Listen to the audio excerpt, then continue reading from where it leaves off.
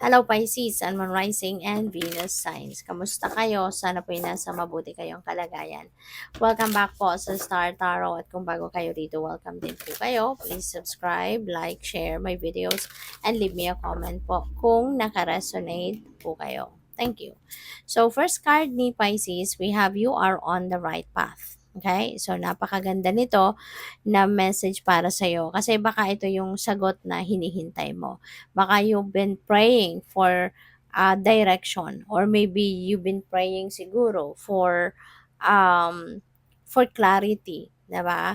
Baka nagdadasal ka, nagtatanong ka, or naghihingi ka ng confirmation kung tama nga ba ang iniisip mo, tama ba yung direksyon na tatahakin mo, or tama ba yung path na gusto mong lakaran at this time, 'di ba? So, this could be the answer to that, Pisces. Maaaring ito na yung sagot sa inyong tanong na sinasabi dito ng spirit sa'yo na you are on the right path. Kaya, go ahead.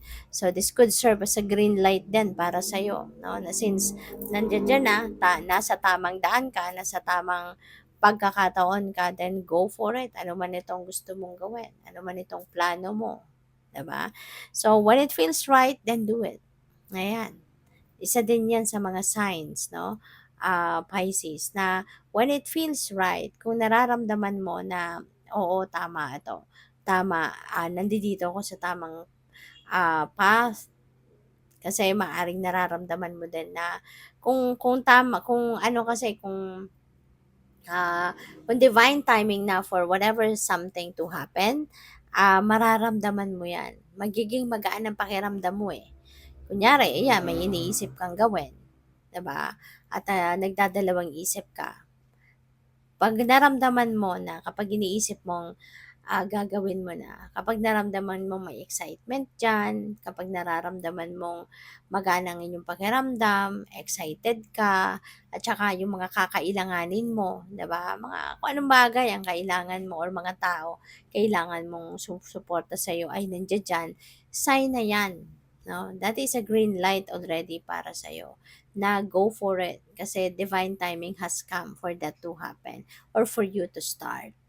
Kasi ramdam mo din kapag pansinin mo 'no, na kapag nakakaramdam ka ng hindi maganda, may discomfort, naaaligaga ka, kapag nararamdaman mong nagdadalawang isip ka, urong-sulong ka, green light na 'yan. I mean red light 'yan, red flag 'yan 'no, sa kung ano man ang iniisip mo.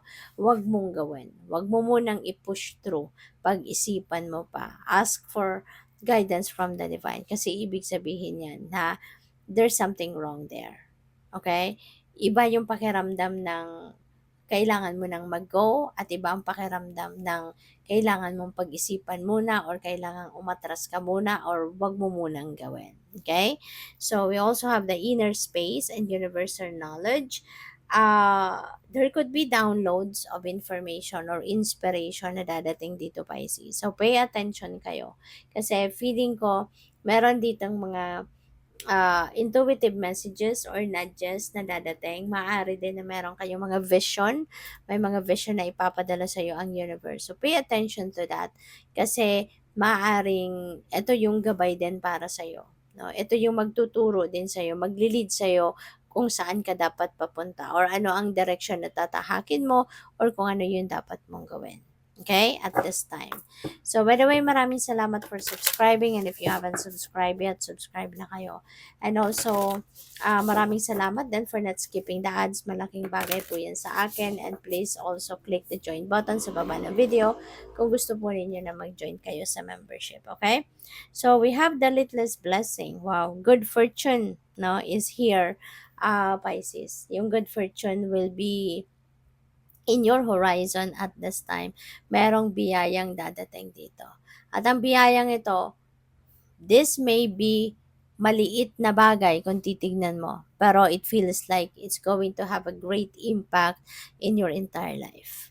Okay? Parang ganon. Kaya maa-appreciate mo to ng bonggang-bongga. Kasi makikita mo in the end na, wow, 'di ba? Maliit lang to, pero ang lakas ng dating, ang lakas ng impact niya, maraming areas of life ang pupuwedeng magkakaroon ng magandang, ah, pangyayari because of this, small blessing na ito, okay.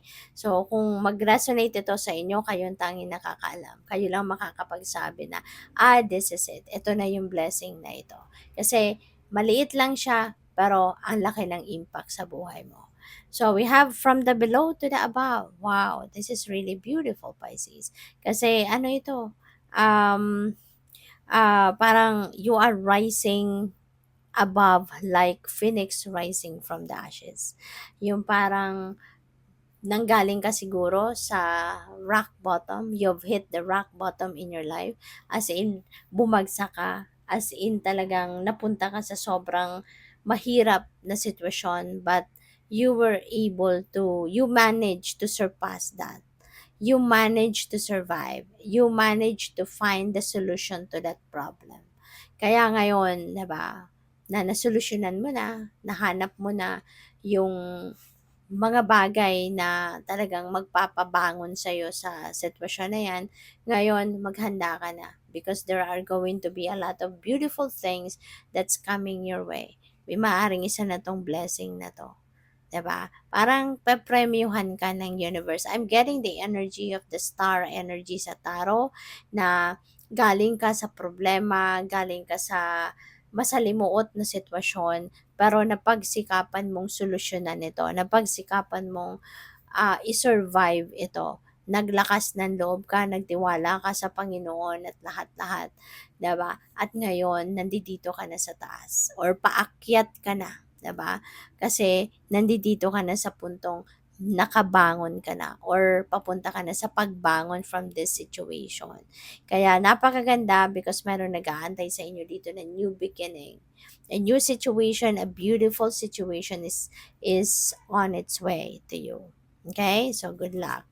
So, we have realizations. Ayan, ang dami mong maiisip, ang dami mong marirealize, Pisces, because of the situation. Dahil sa hirap, sa difficulty na pinagdaanan mo rito, sa lahat ng pagtitiis at paghihirap na naranasan mo dito, there are going to be a lot of realizations na may isip kayo. Ang daming lesson na iiwan ito sa'yo. At dito yung magagamit mo para sa future journey mo. Sa pagharap mo sa mas mahirap pa na mga sitwasyon sa buhay mo. Ang dami mong napulot or mapupulot na aral, lessons, realizations dito na siyang tutulong sa'yo para na mag-evolve ka into the best version of yourself. So, good luck. Thank you for watching. Love and light. Namaste.